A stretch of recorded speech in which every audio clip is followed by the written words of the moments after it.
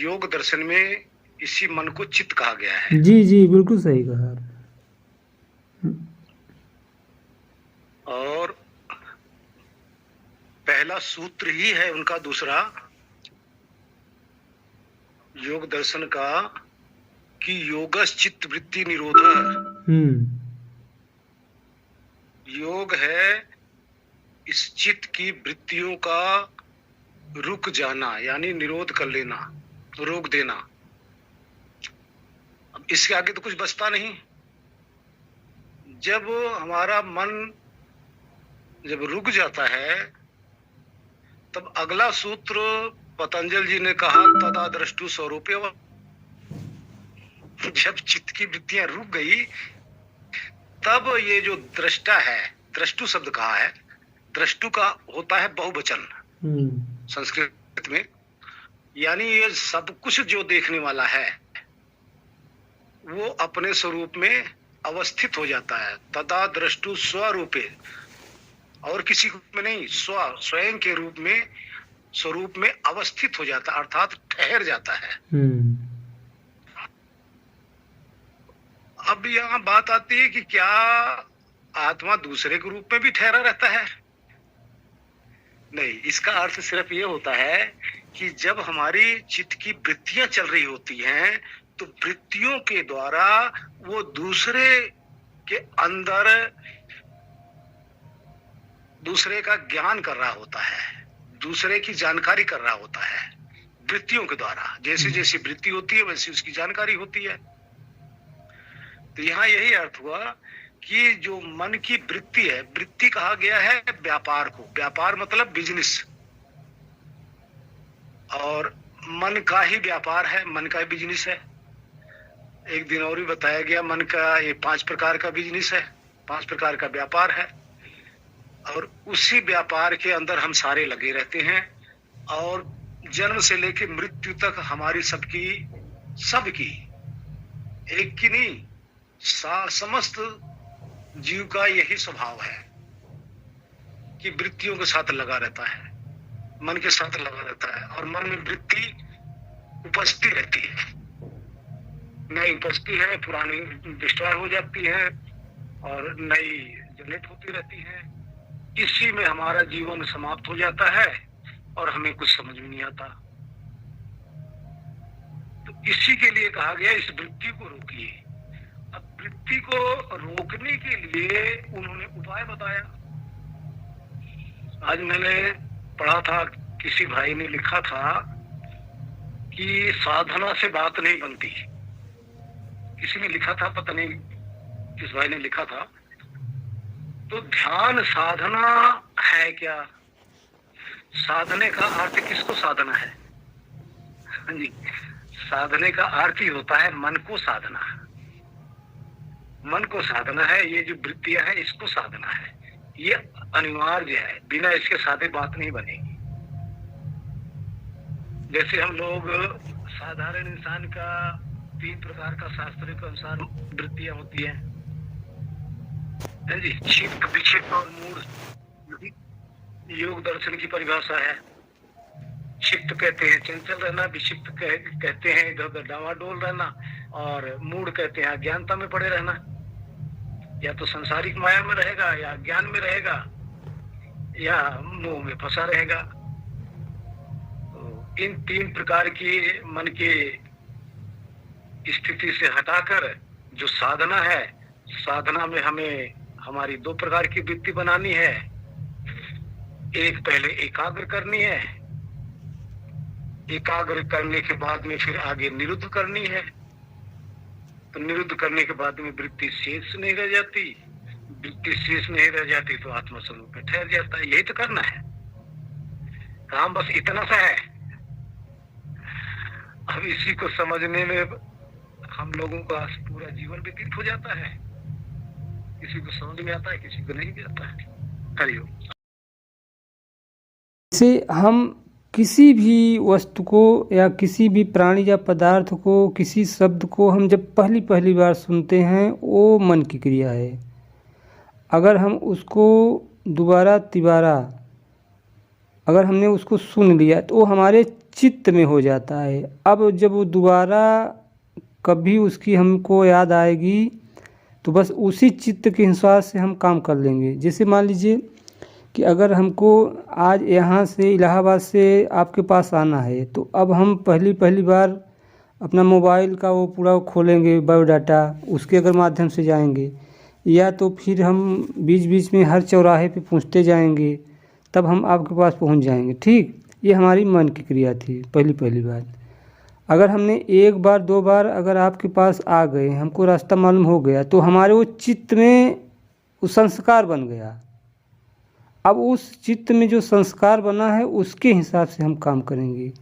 तो इसीलिए जो अभी हमारे लोग के अंदर जो चित्त में मतलब कि नेगेटिव ऊर्जा है, उसको हटा के, मतलब कि अज्ञान जो है उसको हटा के हमको मतलब कि ज्ञान लाना है उसमें। ठीक, अब ज्ञान क्या है कि अपने स्वरूप का बोध बार बार कराया जाता है। तो अगर उस चित्त में स्वरूप का बोध आ गया, उसमें पकड़ में आ गया, चित्त एकदम साफ हो गया, तो फिर हमेशा वो चित्त तो पकड़ लेगा, वो संस्कार बन जाएगा मेरा। जो अनादि काल का जो संस्कार है, और उसी के हिसाब से हम लोग दुख सुख और बस शास्त्रों में मतलब कि उलझे पड़े हैं। कहीं कुछ सुन लेते हैं, कहीं कुछ सुन लेते हैं, कई जगहों का इकट्ठा हो जाता है और वही दिमाग में उलझन, संशय पैदा करता है, भ्रम पैदा करता है। जी हाँ प्रणाम जी। हाँ माता जी बोलिए।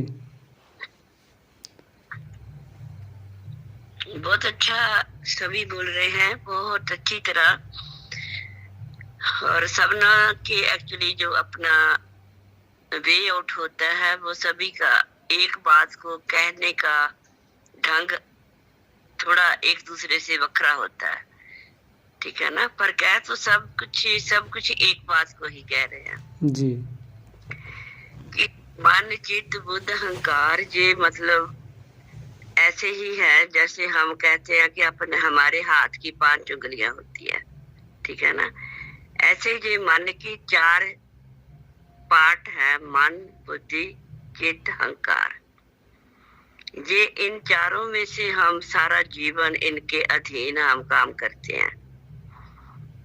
लेकिन जो हमारा आत्मा है वो तो सिर्फ इसको शक्ति देता है, पावर देता है चलने के लिए।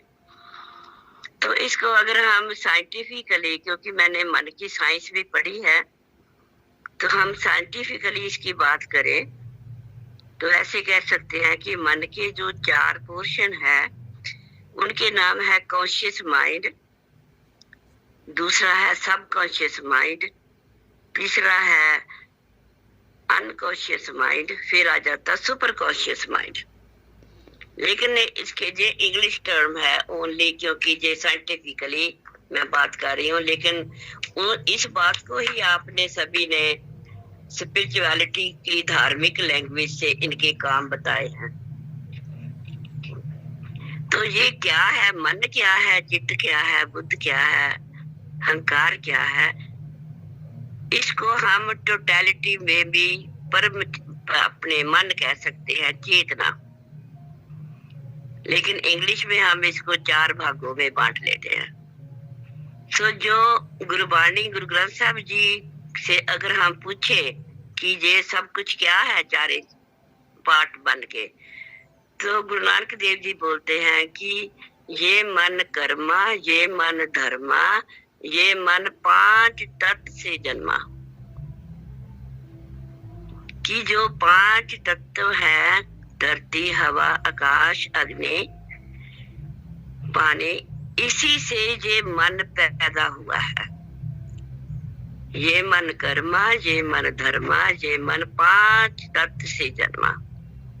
सो जब इस मन का जो जन्म हुआ वो 5 तत्वों से हुआ, तो इसके काम जो है वो हम समझने की कोशिश करते हैं आध्यात्मिकवाद में।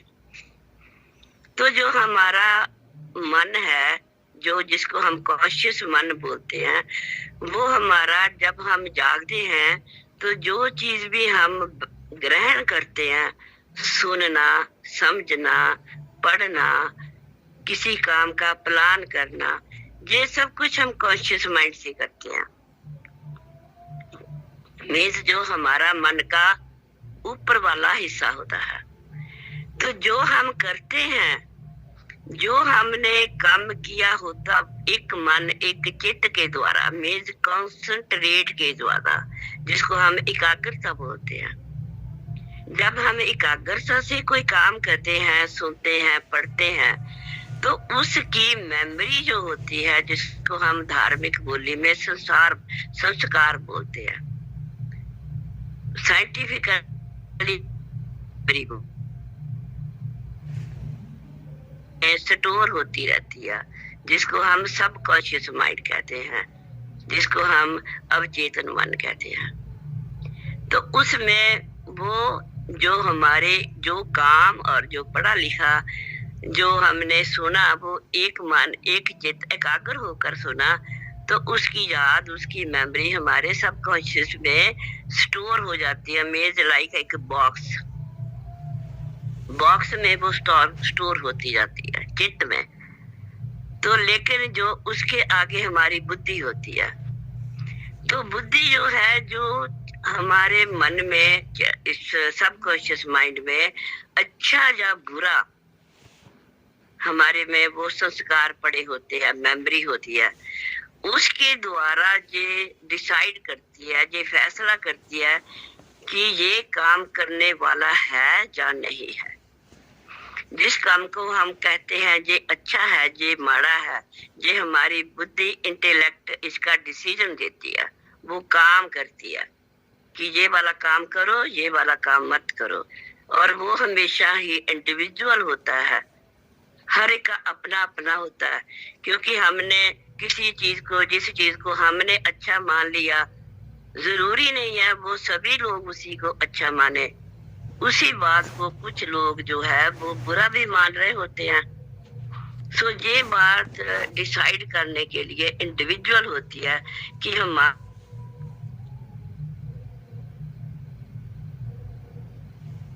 कैसे मान रहे हैं अच्छा और बुरा, जिसको हम अपनी गहराई में याद कहते हैं। कि जब हम कोई काम हमने याद करना, किसी को पहचानना है, तो ये मेमोरी हमारी चित्त से आएगी, सबकॉन्शियस से आएगी कि मैंने ये बात पढ़ी थी, ये बात मैं कभी सुनी थी, या इस इंसान को मैं कभी देखा था।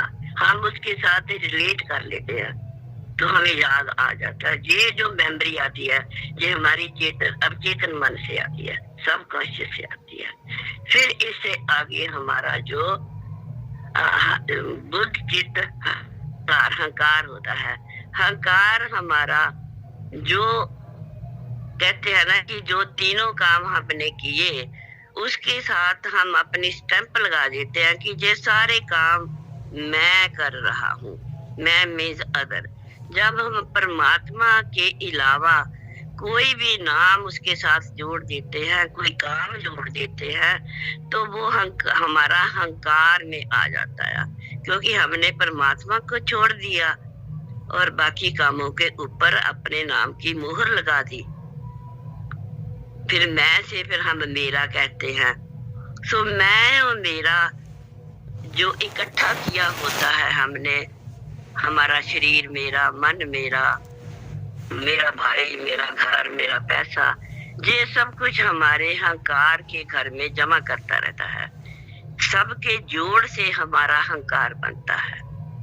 तो अगर मैं दूसरी साइड साइंटिफिकली में आऊं तो हम इसको कहते हैं अनकॉन्शियस माइंड। जो अनकॉन्शियस माइंड होता, वो मेमोरी हमारे को बहुत पिछले जन्मों की उसमें पड़ी होती है। जो जो हमने किया होता है अनंत जन्मों में, उसकी मेमोरी, उसकी याद, उसकी संस्कार, वो हमारे अनकॉन्शियस माइंड में पड़े होते हैं। और ये इस यूनिवर्स में इसको हम आकाशिक रिकॉर्ड बोलते हैं।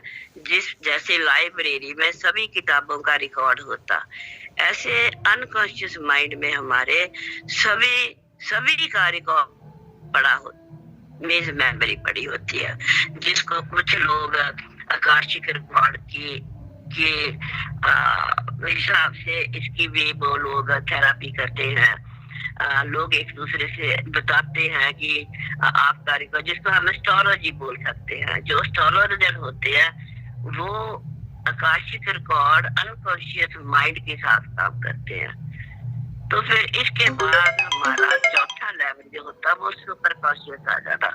सुपर कॉन्शियस जो होता है वो हमारा शून्य वाला लेवल होता है, जिसको हम शून्य बोलते हैं माइंड अपने धार्मिक बोली में। तो ऐसे ये बहुत ये सब कुछ ही हमारा जाल है। इस सभी का नाम हम कह सकते हैं मन का जाल। और मन के जाल में ये सभी वृत्तियां होती है। तो इसी में हम जन्म मरण का जो हमारा साइकिल है, चक्कर है, वो इसी जन्म मरण में इसी जाल का चक्कर है, क्योंकि हम इस जाल से छूट नहीं पा रहे। लेकिन जो हमारे गुरुजन आए हैं, ऋषि मुनि आए हैं, अवतार आए हैं, वो हमारे को इसी जाल से बाहर आने की हमें शिक्षा देते हैं, प्रेरणा देते हैं, जिसको हम मोक्ष का मार्ग कहते हैं, मुक्ति। तो हमने मुक्ति मन से लेनी है, मन की वृत्तियों से लेनी है। तो फिर वो कैसे लेनी है? कहते हैं कि परमात्मा की याद करो, परमात्मा के साथ कनेक्ट हो जाओ।